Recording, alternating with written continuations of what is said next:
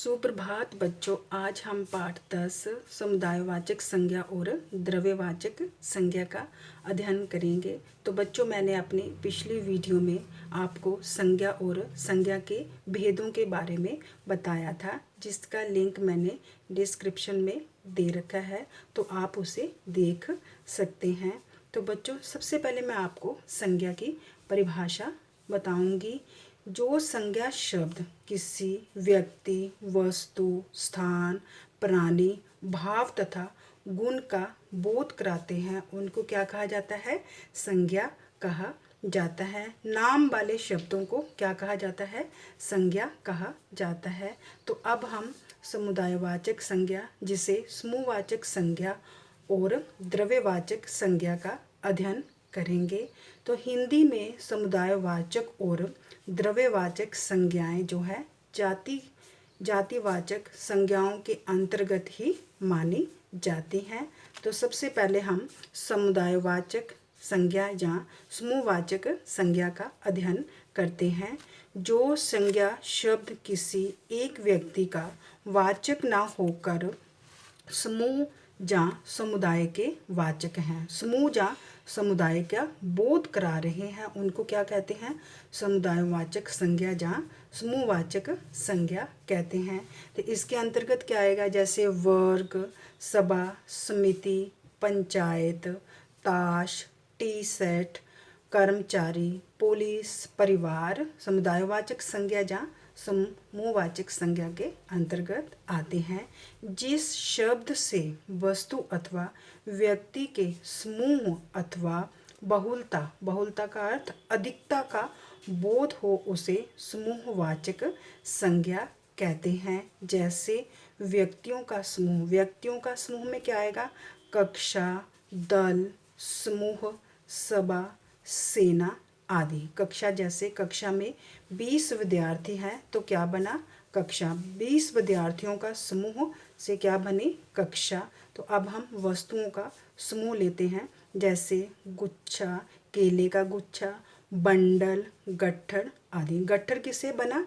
एक लकड़ी से नहीं, 10-12 लकड़ियों का क्या कहलाएगा? समूह जो है गट्ठर कहलाएगा। तो अब हम और उदाहरण लेते हैं, जैसे बच्चे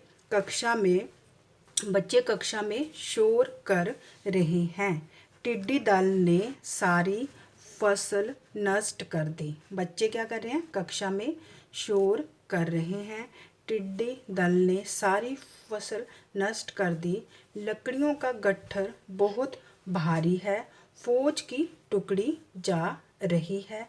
अब इन वाक्यों में कक्षा, दल, गट्ठर, टुकड़ी जो है किसी एक व्यक्ति, वस्तु या प्राणी का बोध ना कराकर किसका बोध करा रहे हैं?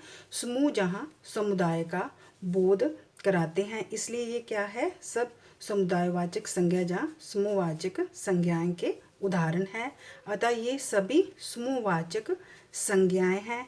इसके अतिरिक्त सेना, भीड़, मंडली, परिवार आदि संज्ञा शब्द भी समूहवाचक संज्ञाएं हैं। जैसे भीड़, बहुत सारे लोगों की भीड़ क्या कहलाएगी?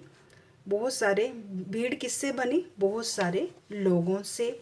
नाटक मंडली में भी कितने सदस्य मिलके नाटक का मंचन करते हैं। परिवार में एक सदस्य से परिवार नहीं, जैसे हमारे परिवार में 7 सदस्य हैं तो उससे क्या बना? परिवार बना। तो आदि सभी संज्ञा शब्द ये क्या है? समूहवाचक संज्ञाएं हैं। जैसे टीम का हम करते हैं, जैसे भारतीय टीम ने क्रिकेट मैच को जीत लिया, तो ये किसके अंतर्गत आएगा? समूहवाचक संज्ञा या समुदायवाचक संज्ञा के अंतर्गत आएगा। तो अब हम द्रव्यवाचक संज्ञा का अध्ययन करते हैं। जिन संज्ञा शब्दों से विभिन्न पदार्थों का बोध होता है, उनको क्या कहते हैं? द्रव्यवाचक संज्ञा कहा जाता है। जिन संज्ञा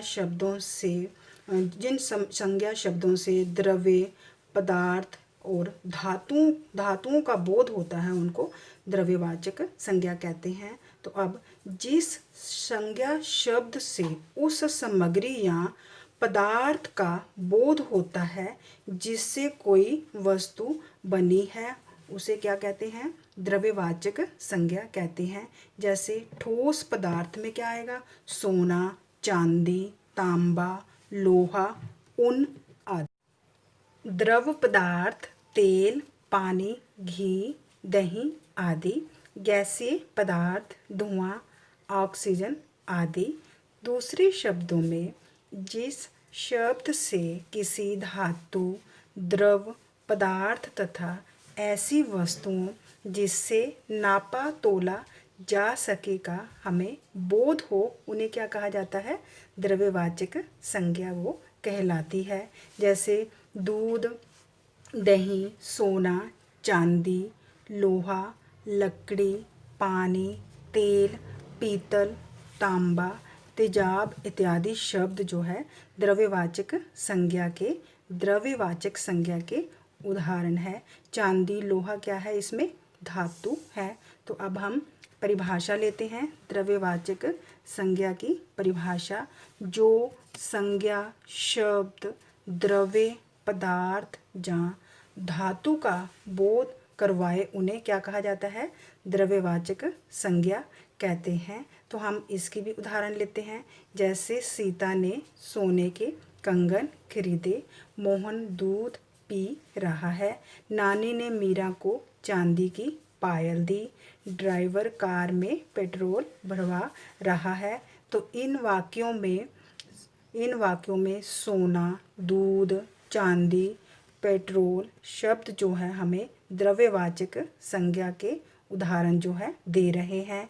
इन वाक्यों में प्रयोग किए शब्द हमें सोना, दूध, चांदी, पेट्रोल धातुओं एवं द्रव का बोध कराते हैं। तो ये क्या है? द्रव्यवाचक संज्ञाएं हैं। इसी प्रकार तांबा, घी, तेल, पीतल, लोहा आदि भी द्रव्यवाचक संज्ञाएं हैं। तो अगर आपको मेरी वीडियो अच्छी लगी हो तो इसे लाइक, शेयर और सब्सक्राइब करें। धन्यवाद।